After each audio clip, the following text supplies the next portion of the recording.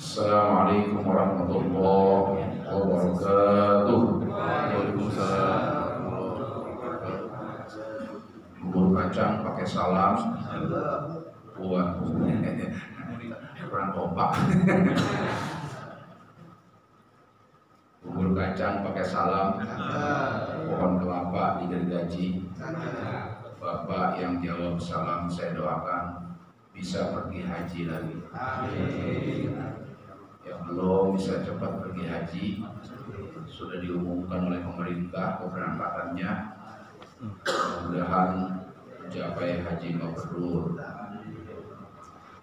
Alhamdulillahirabbil alamin, wassalatu wassalamu ala hadzal nabiyil karim wa ala alihi washabbihi ajma'in, amma ba'd. فيا عباد الله أوصيكم وإياي بتقوى الله فقد فاز المتقون. صدق الله العظيم وصدق رسول النبي الكريم وعلى ذلك من الشاهدين. Sebelumnya mohon maaf, konektornya ini ketinggalan di rumah. Yang satunya di Serang.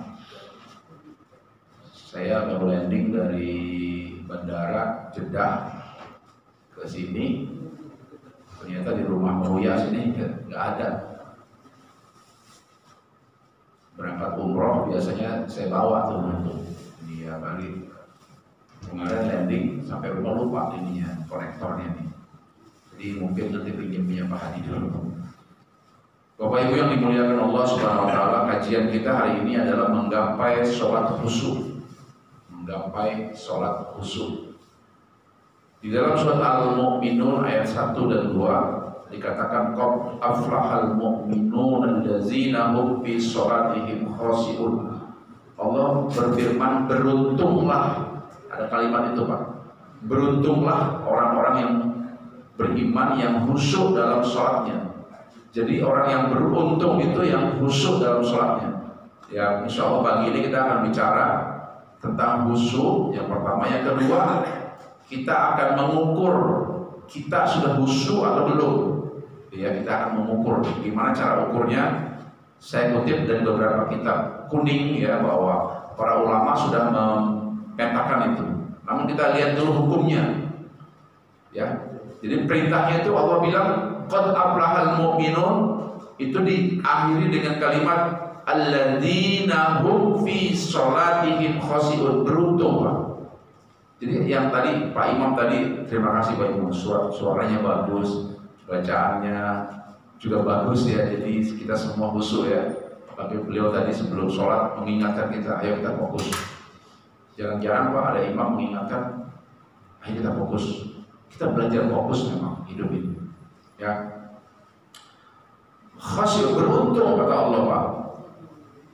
Walaupun orang yang gak khusyuk, hukumnya khusyuk itu 4 mazhab berpendapat sama Pak. Hukumnya orang nggak khusyuk itu nggak apa-apa. Sholatnya sah Pak. Orang datang ke masjid, Allahu Akbar, ingat kemana-mana, sepanjang rukunnya di bawah itu khusyuk, itu boleh nggak apa-apa itu. Tapi kata Allah, khasyun, orang yang khusyuk itu beruntung. Kita akan lihat apa keuntungannya itu orang yang khusyuk sholatnya itu. Oke ya. Yang pertama kita akan memulai sholat khusyuk itu innamal a'malu binniyati wa innamal likulli imri'in ma nawa. Kata Allah, perbaiki dulu niatnya. Nah, untuk khusyuk itu mesti diperbaiki niatnya. Kalau dalam bahasa ilmiahnya mindsetnya nih Pak, mindsetnya diperbaiki dulu, mindset kita nih perbaiki dulu. Kita sholat ini mau mencari ridho Allah, apa mau sekadar gugur kewajiban, atau mau dipuji? Nah ini ada 3 Pak. Mau cari ridho Allah atau sekedar gugur kewajiban. Kalau sekedar gugur kewajiban ya sudah, datang sholat sudah selesai kan. Gugur kewajiban kita gugur Pak. Kalau nggak sholat dosa, kalau sholat dosa nggak ada, dosa nggak terhapus. Cuma kata Allah nggak beruntung, gitu ya, nggak beruntung. Tapi kalau orang mencari ridho Allah itu pasti beruntung. Beruntung itu kan dunia akhirat Pak, bisa di dunianya, bisa di akhiratnya. Kita lihat nanti di dunianya apa, di akhiratnya apa. Ya, jadi kata Allah, perbaiki dulu niat. Ini hadis Bukhari nomor 1970. Sahih hadisnya Pak. Diperbaiki dulu niatnya. Ada orang Pak sholat itu hanya sekedar pencitraan Pak. Pencitraan Pak. Apalagi dia kepala negara ya Pak. Pencitraan Pak. Nggak taunya sholat asarnya 5 rakaat. Saya ingat tuh Pak, presiden kita, presiden Indonesia Pak. Itu hajinya pencitraan. Dia buka tangannya bukan di sebelah kiri, belah kanan, bukan sebelah kiri. Baju ihramnya sebelah kiri, waduh. Menteri Agama nggak berani ngingetin Pak. Itu jelas Menteri Agamanya bicara Pak. Saya tahu katanya. Dia juga mau disalahin tuh sama media. Saya tahu. Cuma saya nggak berani ngingetin. Nggak berani ngingetin Pak. Padahal posisi istiqlam itu Allahu Akbar itu kan kanan Pak, nggak kiri gitu ya, bukan di kiri. Ini nggak berani ngingetin Pak. Itu pencitraan Pak. Nggak tahu lah presidennya siapa yang nggak tahu ya. Memperbaiki mindset itu penting nih Pak. Ya, kita datang kemarin ini kita perbaiki dulu mindset kita nih. Karena Allah, apa karena ingin dipuji? Tapi ada juga loh orang yang selalu diingetin sama istrinya, Pak, suruh Pak ke masjid. Ini enak sama istrinya. Ada Pak, ada yang nggak enak sama istrinya, Pak, nggak enak istri Allah. Kalau bukan karena istri, ada yang begitu Pak, hati-hati itu. Jadi mindset kita Pak karena Allah. Oke, itu yang kedua itu ya. Nah, saya ingin sampaikan dulu efek khasyul tadi Pak. Beruntung itu apa? Orang yang sholatnya khusyuk Pak, ini efeknya ada hormon endorfin dalam tubuh kita Pak.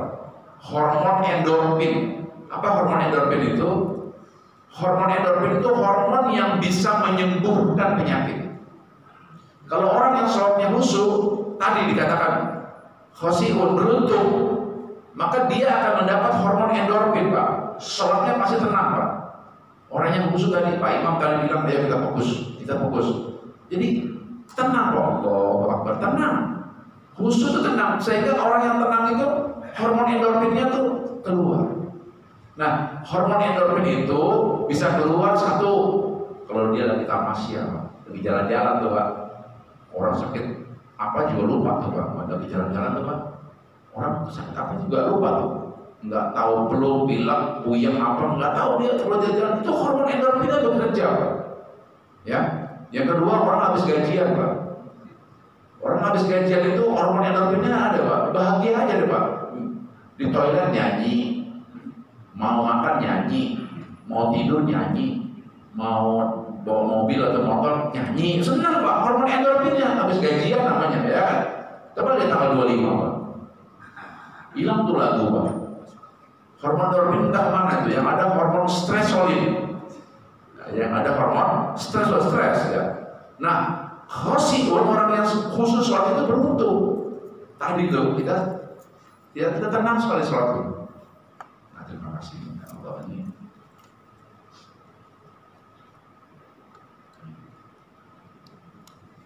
Dosen pasti punya ini gini ya.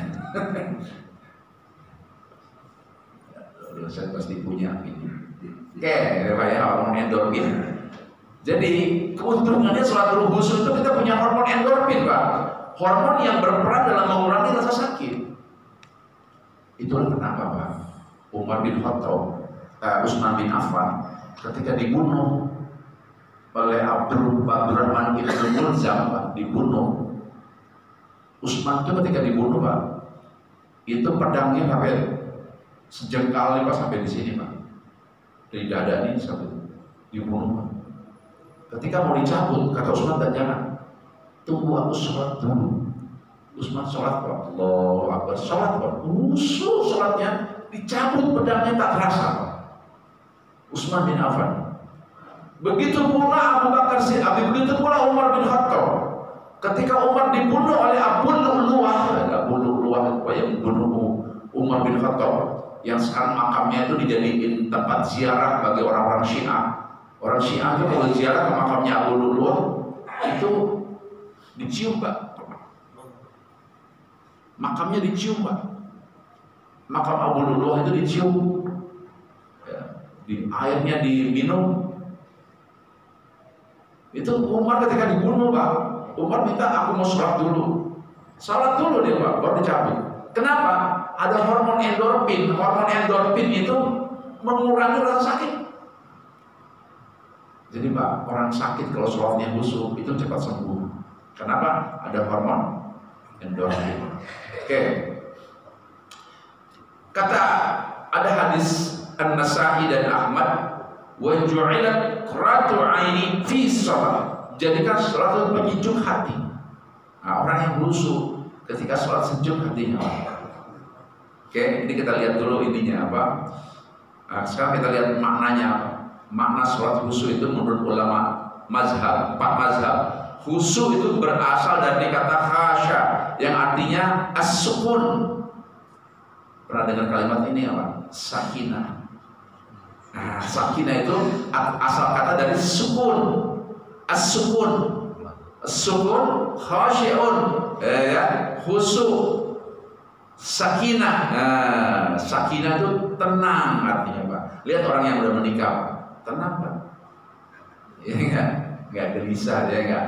Ada sebelahnya ada istri mau apa-apa, dia ya tinggal bilang sama istrinya, ini hari-hari Jumat, ada ustadz pakai jubah. Kalau hari mau kiamat, cintaku tidak berubah.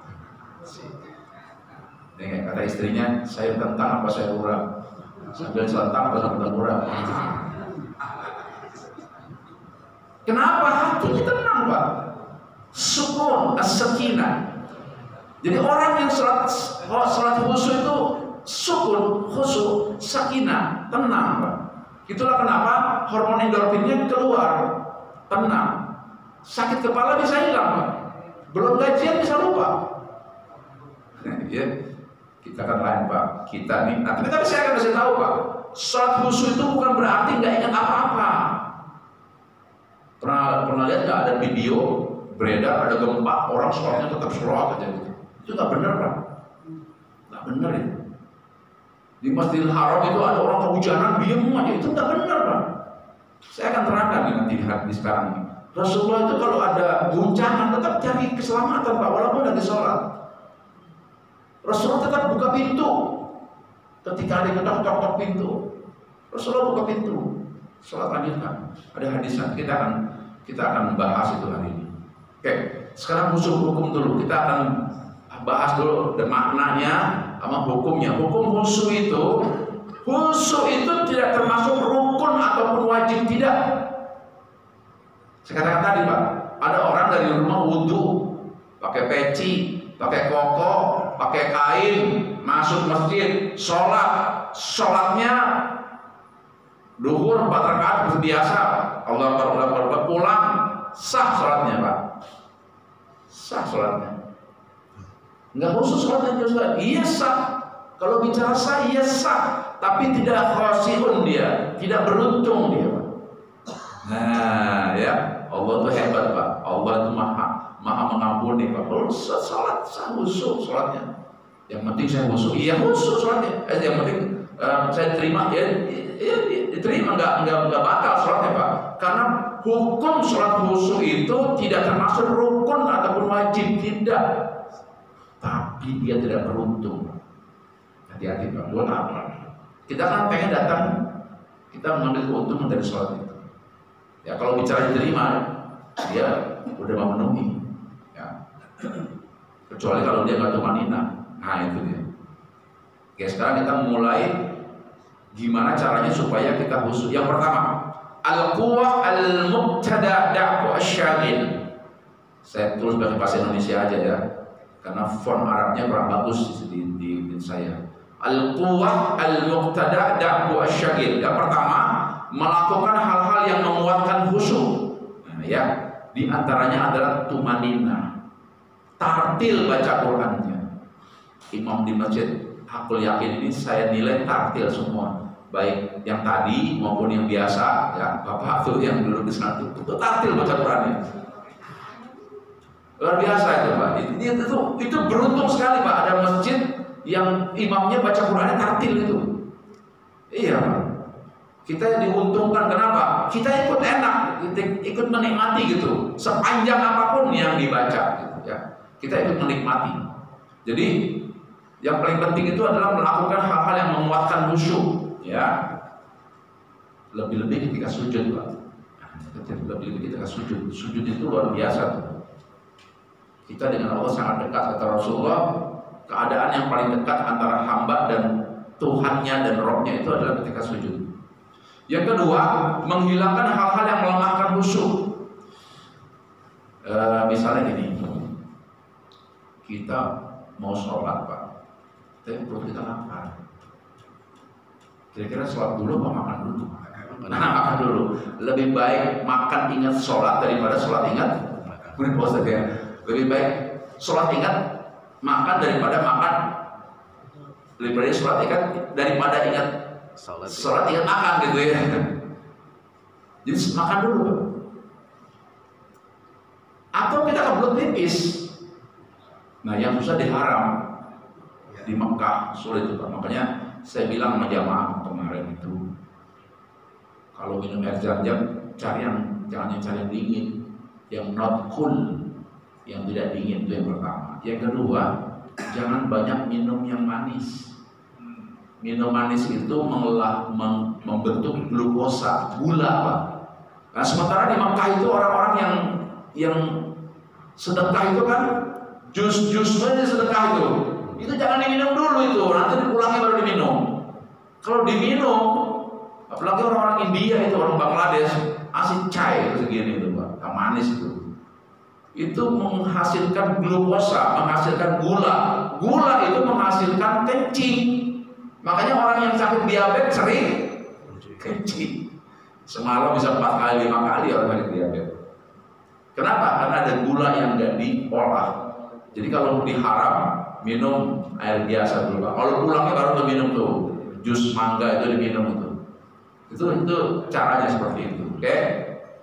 Kalau mau pipis dulu. Jangan waktu sholat mikirin, pengen pipis nih, jangan. Jadi hal-hal yang kira-kira menghilangkan khusyuk tinggalkan dulu. Ya, oke. Nah ini ada hadis, idza qudimal asya'u fad'u bihi qabla an tusallah. Kata Rasulullah, apabila makan malam sudah tersaji, maka dahulukan makan, kata Rasulullah. Ini hadis Bukhari nomor 672. Dahulukan makan. Jangan ada kalau begini, makan mulu, bisa sholat penting, sholat jangan, Pak. Orang Betawi bilang lu sok soleh lo katanya, gitu ya. Makan dulu dah.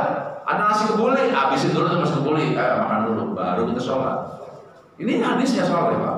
Rasulullah luar biasa tuh mengajarin kita ya. Oke. Kata Rasulullah, apabila engkau sholat seperti sholat terakhir, Pak. Tadi sholat subuh kita ini seperti sholat terakhir. Ya Allah, saya besok subuh belum tentu bisa sholat lagi. Ya Allah, nanti duhur saya belum tentu bisa sholat duhur lagi. Ini sholat yang terakhir, kata Rasulullah. Dan hadis Ibnu Majah dan Ibnu. Dan yang kedua, hudurul qalbi tafahumul ma'ani. Hudur itu artinya hadirkan hati kita. Nah ini, Pak. Tafahumul ma'ani artinya apa yang kita ucapkan kita paham. Nah minimal, ini kata Imam Ghazali, Pak, minimal takbir paham gitu. Minimal itu, Pak.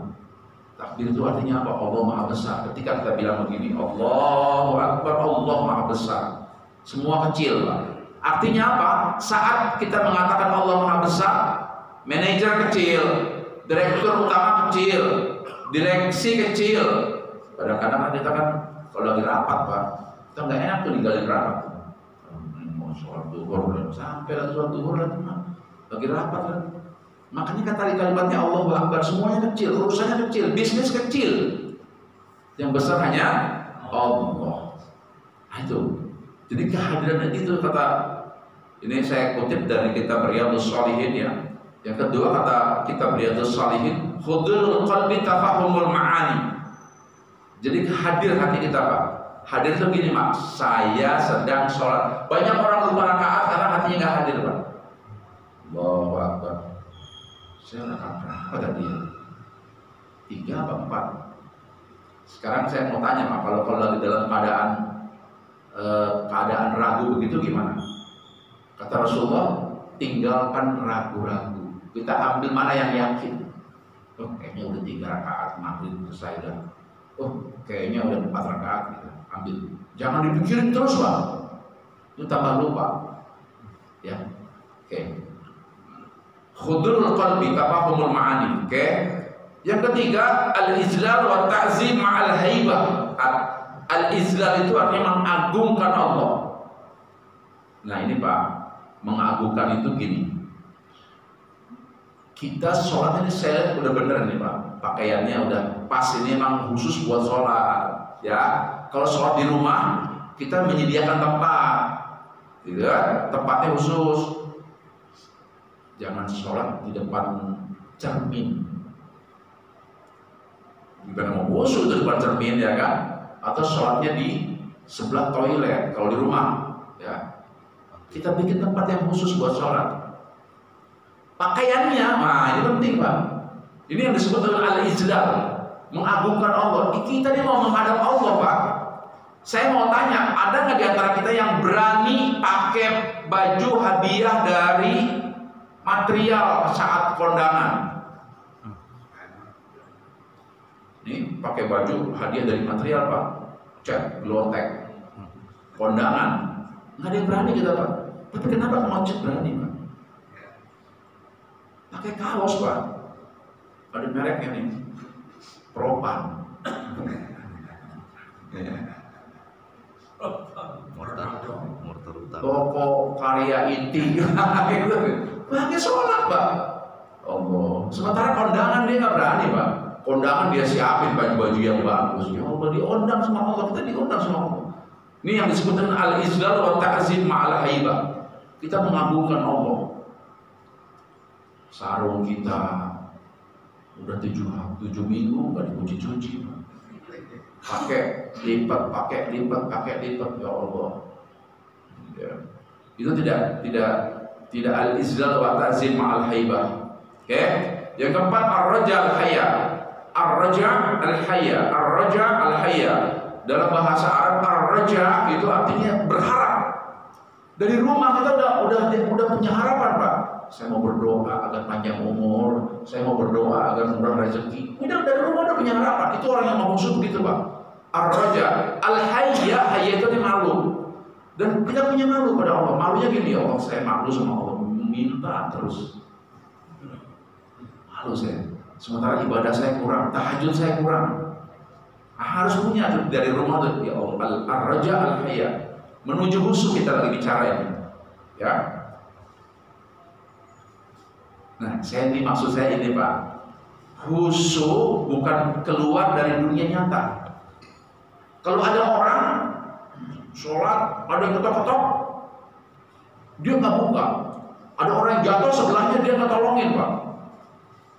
Sampai lu kan tadi waktu dia jatuh, kenapa lu nggak tolongin? Gue lagi khusyuk. Lu tahu nggak, gue dikejar anjing tadi. Gue ketok-ketok pintu, lu nggak bukain. Maaf, gue lagi busuk, nggak gitu Pak. Makanya lebay, saya pernah dapat video itu di suatu daerah di Ternate sana ada gempa, dia diam aja begini Pak. Orang bilang hebat, nggak hebat itu Pak. Itu nggak ngerti fikih khusyuk. Kita akan bicara khusyuk itu bukan keluar dari dunia nyata. Khusyuk itu ya khusyuk, tapi tetap ramah lingkungan. Contohnya apa? Contoh, khusyuk tapi tetap sadar lingkungan. Ya ayyuhallazina amanu la taqrabus sholata wa antum syukara hatta ta'lamuna ma taqulun. Wahai orang yang beriman, janganlah mendekati sholat sedang kamu dalam keadaan mabuk sampai kamu sadar akan apa yang kamu ucapkan. Kita nggak boleh sholat dalam keadaan mabuk. Mabuk diem aja Pak, diem aja.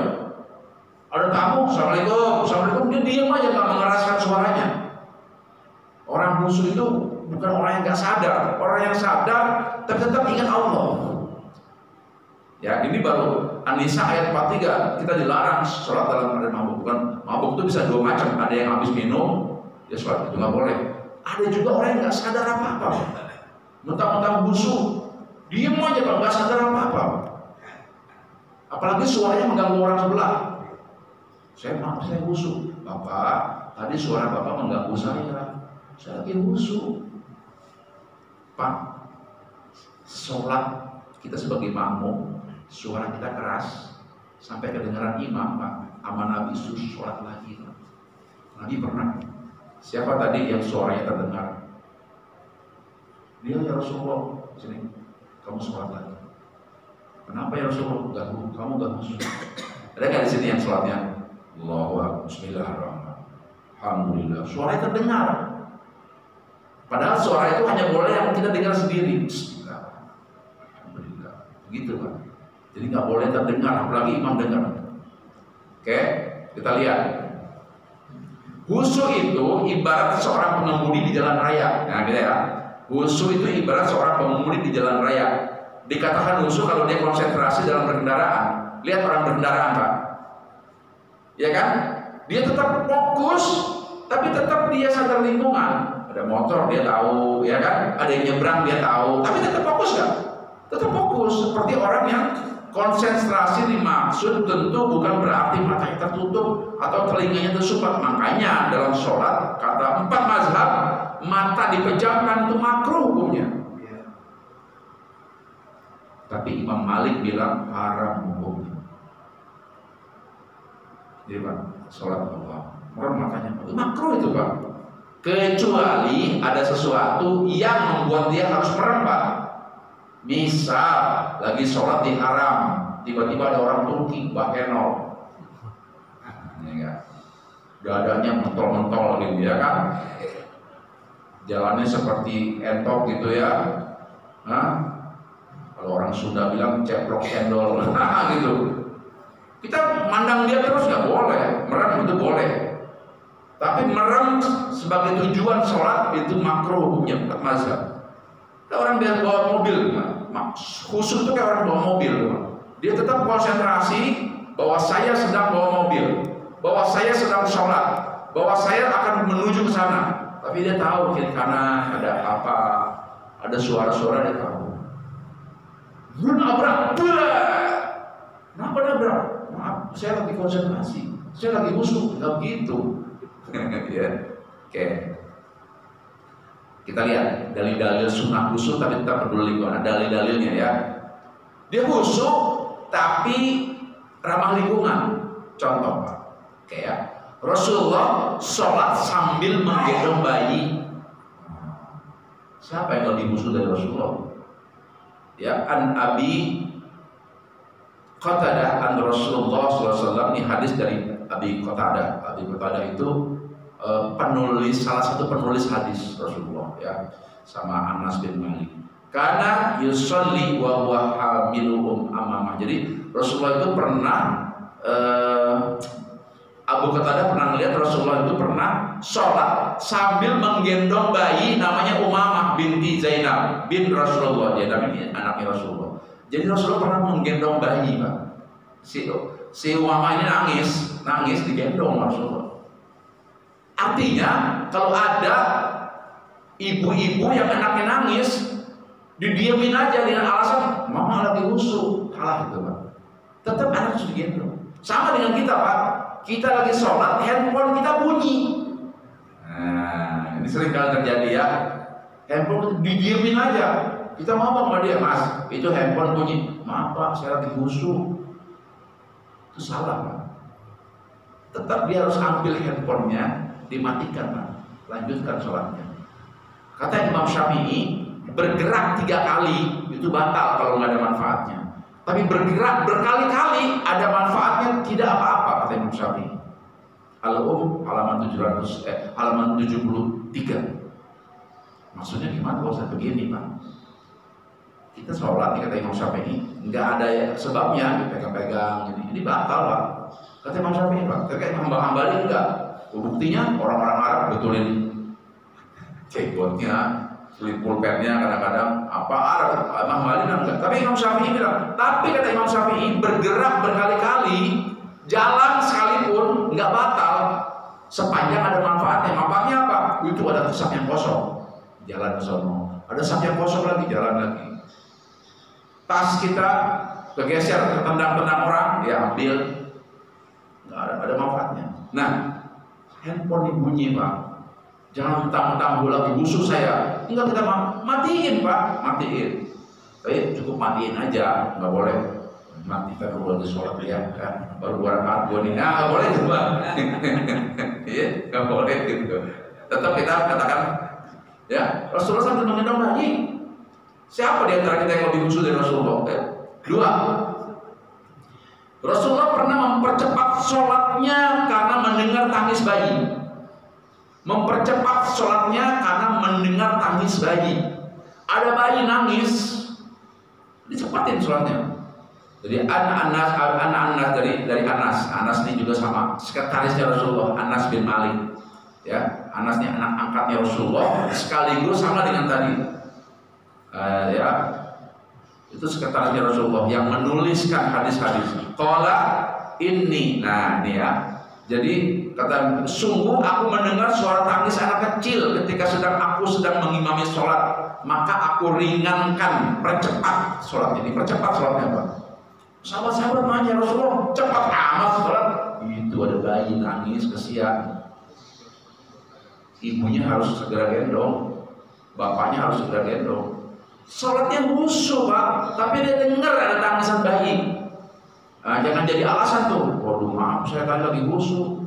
Pak Imam, tadi ada yang sakit Pak, Bapak kelamaan sholatnya. Maaf saya lagi khusyuk. Wah, enggak begitu Pak.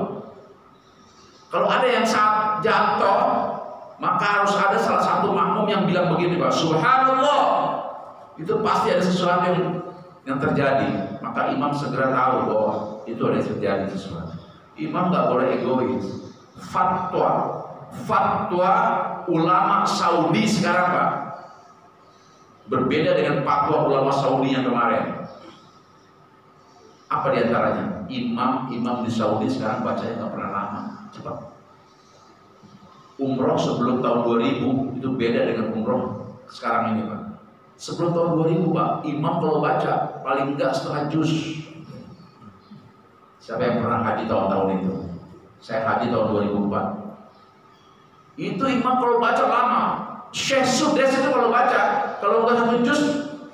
Sekarang Pak, fatwa yang baru ini, saya kebetulan di Bandung mengikuti sertifikasi pembimbing haji nasional tanggal 8 sampai tanggal 22 Desember kemarin. Selama sepekan itu saya digojlok untuk jadi pembimbing haji tingkat nasional dan profesional. Se-Indonesia hanya 115 orang Pak, terpilih. Di Indonesia hanya 115 orang terpilih. Alhamdulillah termasuk saya. Ada fikih baru Pak. Apa diantara yang fikih baru Pak? An-nuzul. An-nuzul itu nanti Pak, para manula nggak perlu turun Pak di Musdalifah, cukup di bis saja. Ya, cukup di bis, menginapnya di bis saja, bermalam di Mina itu Pak. Kenapa? Kalau orang-orang tua itu turun Pak, berapa menit itu 1 orang? Macet Pak, macet ke belakang. Maka diputuskan oleh fatwa yang baru untuk turun. Itu yang pertama.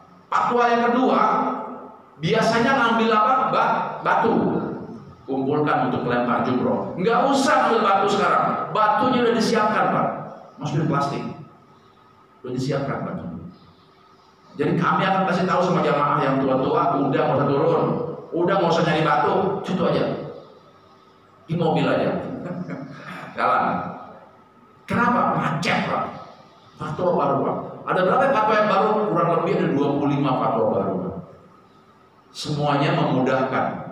Mana dalilnya? Fattaqullah mastata'tum. Allah itu memudahkan. Nah, itu Pak ya. Seminggu Pak saya di Gojlok itu menjadi pembimbing haji nasional dan profesional. Oke ya. Yang ketiga, mencegah orang lewat di depannya. Allahu Akbar. Ya gitu kan? Ada yang lewat pada depannya. Lagi musuh saya, dia nggak tahu, diem aja. Enggak Pak, tetap tangan harus begini Pak. Begini. Kecuali ada garisnya Pak. Ini garis nih Pak, ini fatwa Majelis Ulama Pak, yang ditandatangani oleh Kiai Profesor Dr. Kiai Haji Syukri Ghazali, Ketua Majelis Ulama. Allah yarham beliau wafat. Dulu Pak, di masjid-masjid, di musola-musola nggak ada garis begini nih, nggak ada garis begini. nggak ada gini. Maka dipatwakan oleh majelis ulama garis seperti ini. Kalau orang melewatinya di sini dalam garis harus digituin tangan. Tapi kalau lewatnya di luar garis boleh. Ini namanya sutra. Ini sutra ini. Nah, itu Pak. Ini ada fatwanya nih, fatwa majelis ulama. Sutra namanya.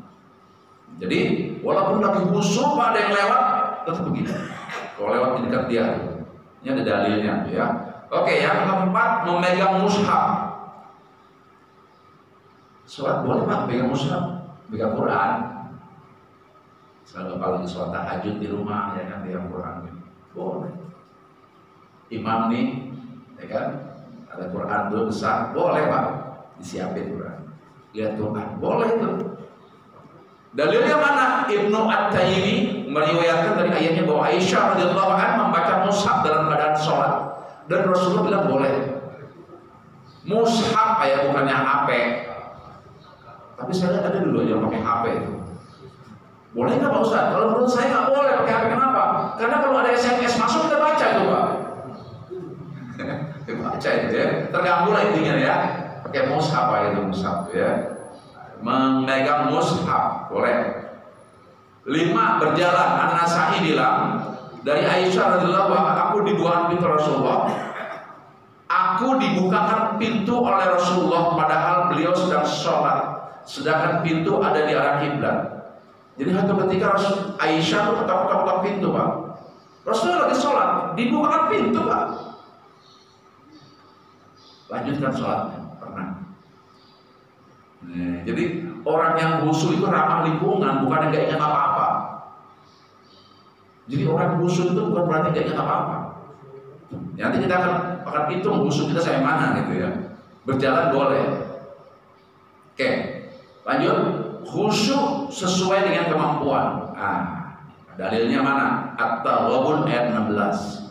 Fattaqullaha mastata'tum. Ini dalil Pak, dipergunakan oleh Dewan Haji Nasional yang diketuai oleh Menteri Agama kita.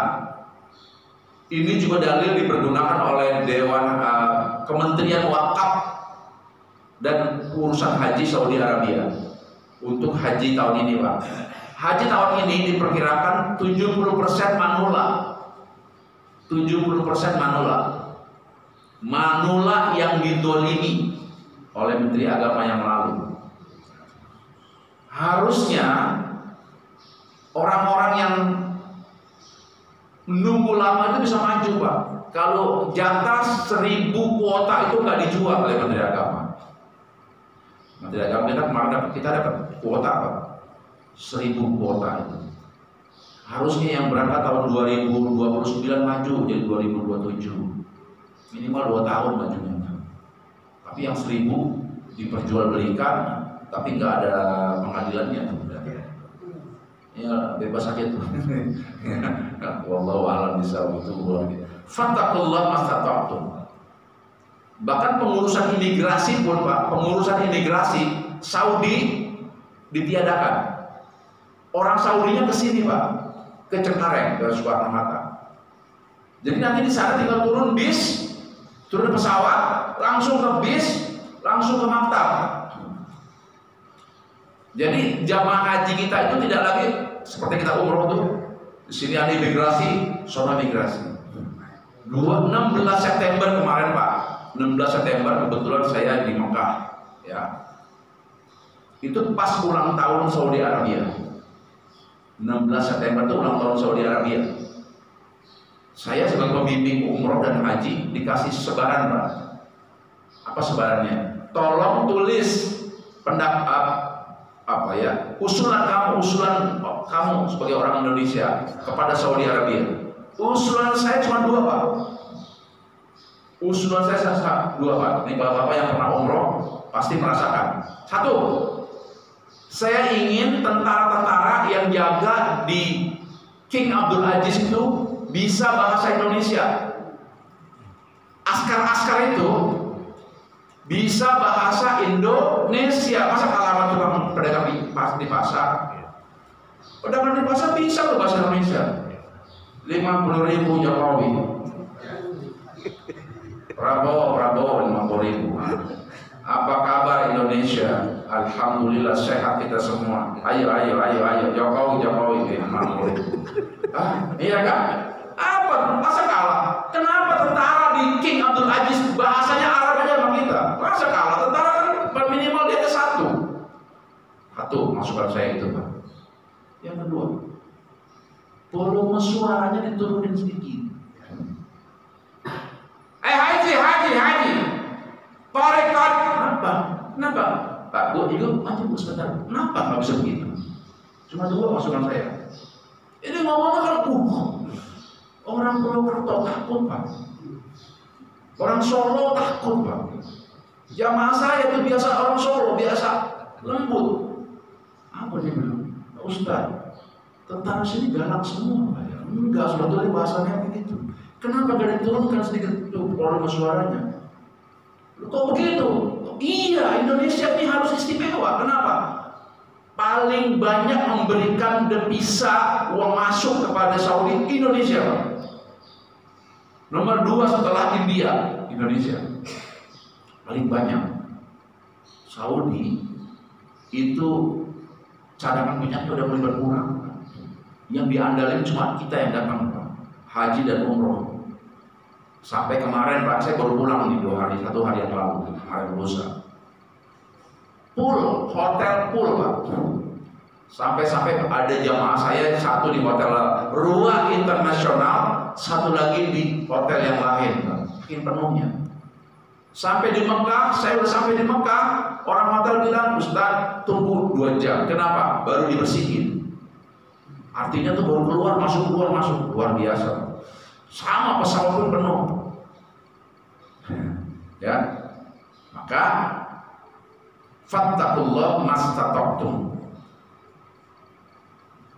Ya, kita lihat, Pak. Ini kita ada di mana level nih, Pak, ya? Saya buat ada 5 level, Pak. Ya, nanti ada pertanyaan Anda di level mana sholat Anda. Oke, yang pertama, kita lihat, Pak. Kita sholatnya tepat waktu, tumaninah, paham makna bacaan sholat, dan fokus mengingat Allah. Ini ada di ranking pertama. Kita sholat tepat waktu, ya enggak? Allahu Akbar, datang. Kan? Ada jamaah saya kemarin bilang begini, Ustaz, saya kalau di Mekah, di Madinah ini sholatnya enak, tepat waktu saya. Oh iya. Karena emang gak ada kerjaan apa lagi kita, ya kan? Tuh beda Ustaz kalau di kampung saya, katanya. Kenapa bedanya? Kalau sholat subuh saya selalu kesiangan kalau Ustaz, kenapa ya? Mungkin ajannya beda kalau Ustaz. Oh, ajannya beda? Iya. Kalau di Mekah kan as-salatu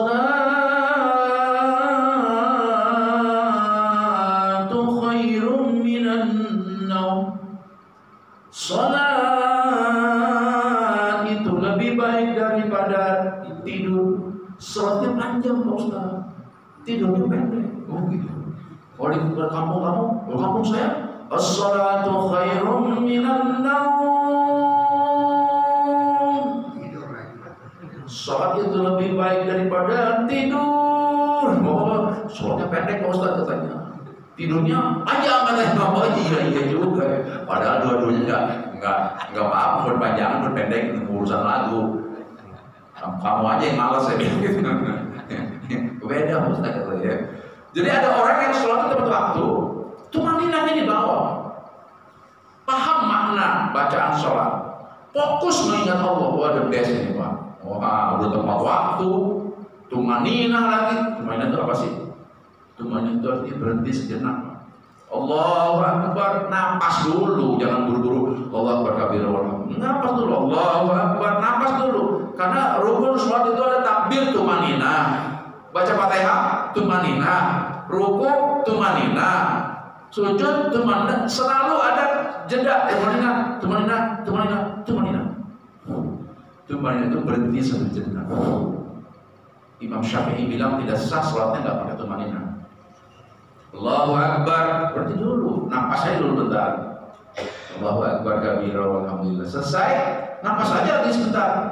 Alhamdulillah rabbil alamin arrahmanir rahim. Berhenti, jangan langsung. Kalau 2 sudah jangan. langsung berhenti dulu, berhenti. Sudah tumanina. Stop sebentar gitu, tumanina. Ya, cepat enggak salah baca secepat. Bismillahirrahmanirrahim. Alhamdulillahirabbil alamin arrahmanir rahim maliki yaumiddin iyyaka na'budu wa nasta'inu ihdinas siratal mustaqim siratal ladzina an'amta 'alaihim ghairil maghdubi 'alaihim waladdallin. Amin. Berhenti dulu sebentar. Bismillahirrahmanirrahim. Cepat enggak apa-apa kok. Asal benar bacaannya. Jangan belibet ya. Kuliah enggak habis-habis. Ya ayyuhal kafirun la'budu ma ta'budun wa antum ma'budun wa la na'budu ma ta'budun wa antum ma'budun wa la na'budu. Habis banget. Panjang amat kuliah. Ya. Itu yang pertama. Yang kedua, sholatnya tepat waktu. Tumaninanya di bawah. Paham makna sholat garis besarnya saja. Ingat, garis besarnya saja. Dan fokus mengingat Allah. Garis besar itu gini Pak. Kita nggak hafal semua artinya Fatihah, nggak hafal. Cuma garis besarnya aja. Kita membaca Fatihah, oh saya sedang mengagungkan Allah. Saya sedang mengatakan yang Maha Pengasih dan Maha Penyayang. Maliki yaumiddin, engkaulah raja di hari kemudian. Hanya garis besarnya saja. Boleh, itu khusyuk juga itu Pak. Itu khusyuk juga. Nah, kayaknya rata-rata begitu ya. Garis besarnya aja. Ibtitah saya lagi mengatakan wajah saya, jiwa saya menghadap Allah. Wajah tu wajhiya lillazi. Garis besarnya aja kan. Rata-rata orang Indonesia garis besarnya aja Pak. Kalau artinya serinci sulit. Yang nomor satu itu rinci, susah Pak. Iya kan? Al-haqqumut, tahu artinya kita. Kira-kira al-haqqumut itu mendaki lah. Kalau itu mendaki itu sudah bersyukur. Al-haqqumut takatsur hatta bersyukur gitu ya. Yang ketiga, sholatnya tepat waktu. Tumaninahnya di bawah. Tidak paham maknanya sama sekali. Ada di sini. Ya udahlah, kira-kira kita lah gitu Pak ya. Nggak paham maknanya sama. Nggak paham apa itu takbir. Nggak paham. Tapi dia fokus mengingat Allah. Itu juga khusyuk menurut ulama. Allahu Akbar. Apa artinya gue nggak tahu. Udah yang penting gue ada yang ada Allah. Ya, Allahu Akbar kabiro. Apa artinya? Nggak tahu. Pokoknya saya lagi ngadep Allah. Itu juga khusyuk kata ulama. Itu juga khusyuk Pak. Ya, saya sedang memetakan ini. Kita ada di mana nih? Kira-kira kita ada di dalam mana nih? Apakah kita ada di satu, apa di dua, apa di tiga? Ya, yang tiga saya ulang lagi Pak. Sholatnya tepat waktu. Tumaninahnya di bawah. Tidak paham makna bacaan sholat. Nggak paham.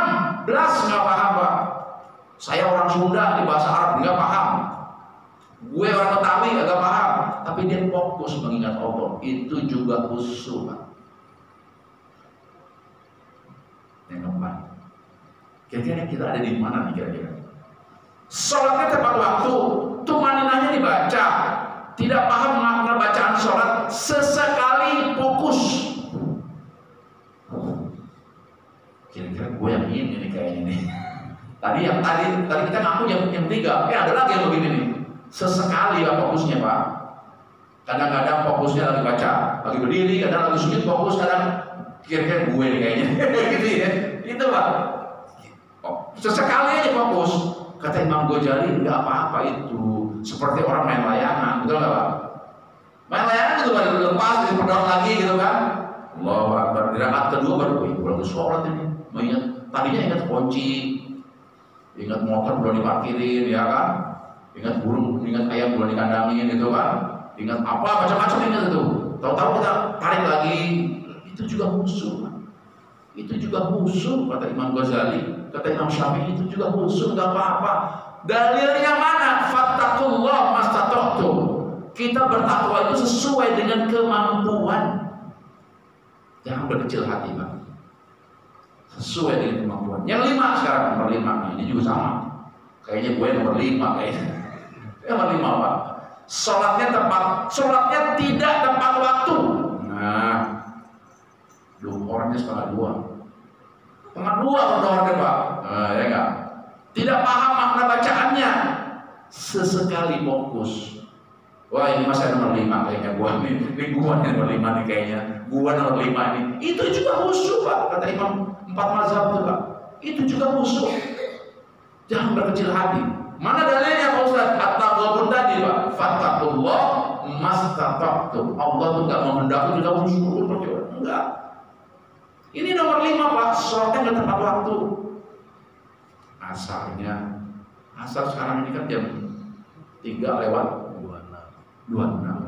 Kita sholatnya jam 4, setengah 5 kadangnya ya. Kan? Tidak paham bacaan apa yang dibaca, pokoknya sholat aja. Ya enggak? Fokusnya juga sekali doang gitu ya Pak. Waktu takbir dia fokus, baca Fatihah udah nggak fokus ya kan. Begitu dia ruku, dia berdiri baru fokus, hilang lagi fokus. Itu juga khusyuk Pak. Khusyuk itu juga. Dalilnya mana? Fattaqullah mastata'tum. Allah bilang, bertakwalah kamu kepadaku sesuai dengan kemampuanmu. Pak, kemarin ada jamaah saya, Ustaz, ini mohon maaf ya, kencing saya udah nggak lancar Ustaz, udah dol. Lagi tahu-tahu netes. Bagaimana hukumnya Ustaz? Fattaqullah mastata'tum. Allah tahu niat Bapak, ini penyakit Bapak. Jangan risau Pak.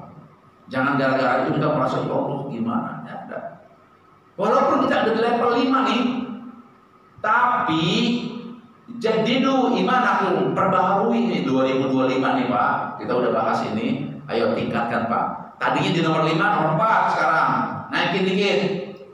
Apa? Sholatnya tepat waktu. Tumaninahnya di bawah, tidak paham makna nggak apa-apa, sesekali fokus nggak apa-apa, tepat waktunya, ya kan? Tumaninahnya di bawah. Nanti dari nomor 4 naikin ke nomor 3. Apa nanti nomor 3 itu Pak? Sholatnya tepat waktu, tumaninahnya oke, masih belum paham juga, tapi fokus lah dengan Allah, fokus dengan Allah. Nanti naikin lagi kedua, naikin 1. Itu Pak, kita ada usaha namanya. Ya, Anda di level mana sholatnya? Kira-kira kita di mana Pak? Nomor 5. Saya nomor 5 Ustaz. Saya nomor 5 dari kemarin saya ngisi di Atabayun. Saya tanya tuh, tunjuk tangan. Semua nomor 5 Pak. Saya nomor 5 Ustaz. Saya nomor 5 itu saya banget itu katanya. Gak apa-apa Pak. Itu juga khusyuk Pak. Ingat loh. Khusyuk tadi saya katakan ya. Khusyuk itu bukan rukun Pak. Bukan rukun, bukan. Tapi Allah kasih hadiah. Beruntung orang yang sholat khusyuk itu. Masa kita nggak mau jadi orang yang beruntung, ya kan? Pahalanya besar. Beda pahalanya tuh. Dalam hadis dikatakan ada yang pahalanya sepertiga, ada yang pahalanya setengah, ada yang pahalanya full dapat. Istananya pun beda-beda tuh Pak. Tapi kalau soal diterima sholatnya Pak. Nah, tadi kita udah 5 tahapan itu kita tahu nih. Oke lah, sekarang kita ambil keputusan bersama, termasuk saya nih. Mungkin kita di nomor 5. Sholatnya kadang nggak tepat waktu, tidak paham makna bacaan sholat, sesekali fokusnya. Kata Rasulullah, fattaqullah mastata'tum. Itu juga khusyuk. Udah tenang aja, tapi kita tingkatkan setiap 2025 nih udah, tingkatin lah pokoknya. Ya, tingkatkan. Baik Bapak Ibu yang dimuliakan Allah SWT, sebentar lagi kita masuk surah. Barangkali ada yang mau ditanyakan, monggo. Ya, ada yang mau ditanyakan atau mau melengkapi, silakan. Nah, iya Pak, Pak. Bagaimana pendapat Pak Ustadz? Ya. Setiap kita jadi jamaah, imamnya tentu berbeda-beda. Terutama waktu membaca ayat-ayat, ada yang dibaca terlalu cepat, sedangkan kita membaca belum selesai. Terpaksa kita ngikutin. Kadang-kadang tidak masuk akal juga dengan saya. Misalnya Rabbi Firli itu kan panjang, tetapi kok seperti senafas dibaca oleh dia. Jadi saya tergobo-gobo jadinya. Jadi tidak sampai selesai saya baca Rabbi Firli-nya. Ustaz imam sudah rukuk lagi. Jadi saya melihat ini kan kalau Artinya Robbie Firly itu banyak sekali Iya, manfaat. apa? Tapi bagaimana caranya kita supaya kita itu khusyuk? Baik, ada dua nasihat Imam Ghazali dalam bukunya Tahfuz Shalah, dalam kitabnya itu bagian dari Ihya Ulumuddin, akhlak pada Allah dalam sholat. Ya. Nasihat Imam Ghazali kepada makmum. Kata Imam Ghazali, makmum itu mengikuti imam. Bahkan makmum gak baca sama sekalipun sah sholatnya, kata Imam Ghazali. Ya, dia mengambil pendapatnya Imam Mazhab. Ya, jadi makmum nih pada datang cuma takbir doang masalah itu udah sah aja datang. Tuh, jadi gak usah khawatir. Itu yang pertama. Yang kedua, Imam Ghazali mengangkat hadis Nabi yang berkata bahwa ringankanlah sholatmu. Ringankan itu maksudnya adalah kalau yang terlalu cepat jangan terlalu cepat. Yang terlalu lama banyak juga jangan juga terlalu panjang. Asbabul wurudnya itu ada seorang sahabat yang dikirim ke Afrika. Sahabat ini kirim ke Afrika, Pak. Dia di sana sholatnya pakai gaya Nabi, Pak. Pakai gaya Nabi. Sholat maghrib dia baca surat Yasin. Rakaat pertama. Rakaat kedua dia baca An-Nisa separuh. Ini orang-orang Afrika di musim haji dia cari Rasulullah, Pak. Assalamualaikum, ya Bilal, di mana rumahnya Rasulullah? Sana. Ya, mau ngapain saya lapor sama Rasulullah? Lapor. Orang-orang Afrika ini lapor, Pak. Lapor ya Rasulullah. Ada apa? Sebelum kalian lapor, saya tanya dulu, apakah utusanku sampai ke sana? Sampai utusanmu. Seorang sahabat Ammar bin Yasir.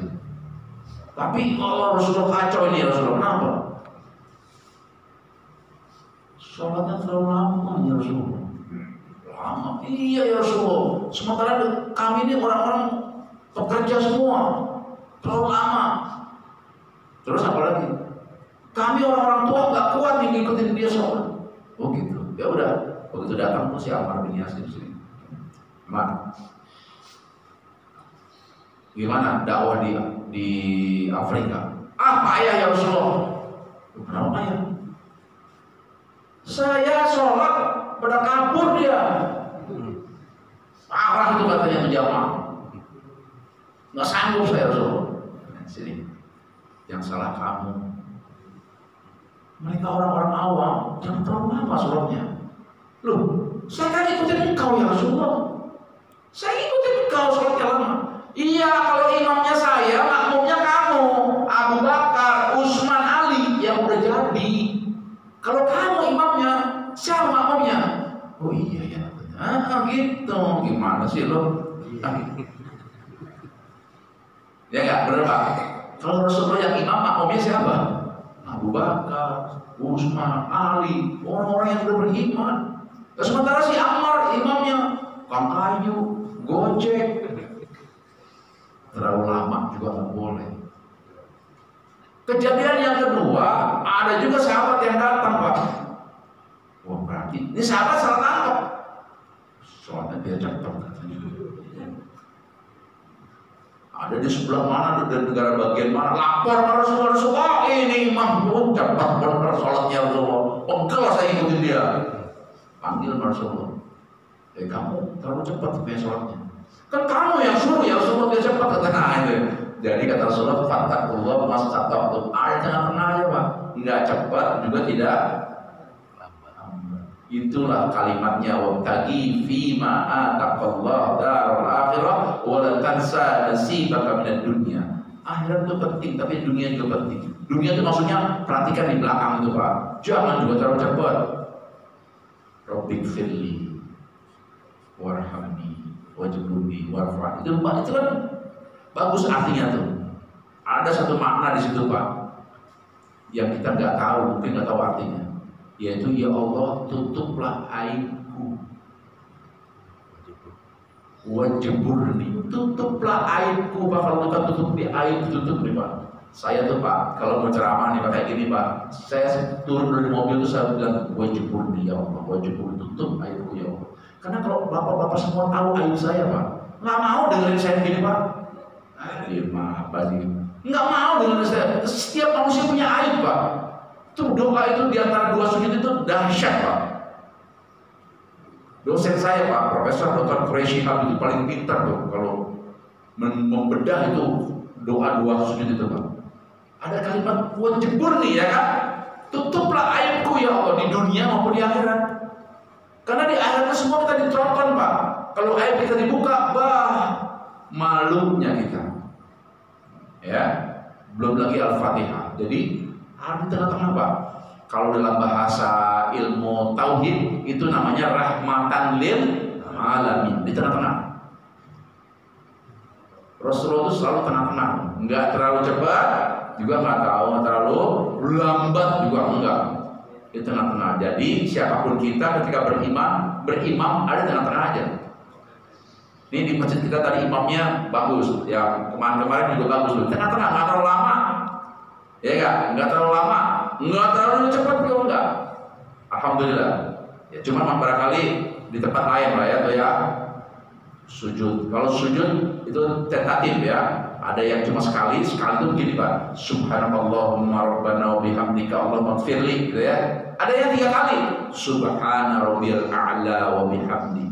Subhana rabbiyal a'la wa bihamdi. Subhana rabbiyal a'la wa bihamdi. Ada yang agak panjang. Wallahu khaliqun wadi'u bisyama. Panjang itu ada. 3-tiganya sama, hadisnya sahih. Biasanya teman-teman dari Muhammadiyah baca subhanallahumma rabbana wa bihamdika Allahumma firli. Teman-teman NU subhana rabbiyal a'la wa bihamdi, subhana rabbiyal a'la wa bihamdi, subhana. Teman-teman Persis bacanya beda lagi. Nah itu ya, jadi tengah-tengah aja Pak. Jangan terlalu lama juga. Kenapa? Tapi kata Imam Ghazali tadi saya katakan, untuk para makmum tenang, kata Imam Ghazali. Makmum itu Pak datang takbir doang sama salam sah. Ya. Cuma kan nggak enak Pak. Takbir doang sama salam kan nggak enak Pak. Itu pikiran kita bisa kemana-mana tuh ya nggak. Maka kata Imam Syafi'i, hendaklah ketika makmum bilang waladhdallin amin, berhentilah sejenak sebelum baca ayat, ya kan, biar jamaahnya merampungkan Fatihahnya. Karena menurut mazhab Syafi'i baca Fatihah itu wajib sendiri maupun berimam. Tapi 3 mazhab Maliki, Hanafi, Hambali bilang nggak apa-apa kalau sama imam nggak usah baca. Tapi Imam Syafi'i bilang untuk melengkapi sempurnanya sholat maka bacalah Fatihah. Nah, jadi Bapak Ibu yang dimuliakan Allah, tingkat khusyuk itu beda-beda. Ada 5 tadi saya katakan ini. Saya kutip ini dari pendapatnya Mazahibul Arba'ah. Pendapat 4 mazhab, bukunya tebal segini saya ambil. Mungkin ada di antara kita di nomor 5, mungkin ada di antara kita nomor 4, mungkin ada di antara kita nomor 5 atau nomor 1. Wallahu a'lam, yang tahu kita. Bapak Ibu yang dimuliakan Allah Subhanahu wa taala. Ada lagi Pak? Cukup ya. Baik. Insya Allah nanti bulan depan kita akan membahas ini.